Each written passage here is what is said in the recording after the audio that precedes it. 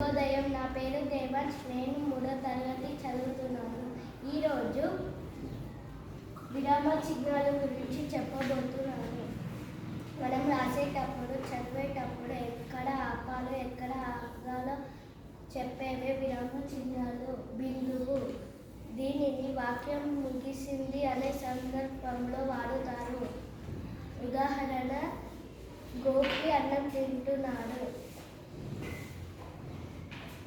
వాక్యాంశం బిందువు, దీనిని వాక్యం ఇంకా పూర్తి కాలేదు అనే సందర్భంలో వాడుతారు. ఉదాహరణ, రేయాన్స్, హర్షిత్ బడికి వెళ్ళారు. ఆశ్చర్య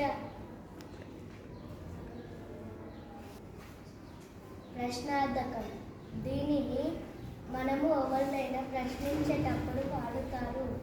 ఉదాహరణ, నీ పేరు ఏమిటి?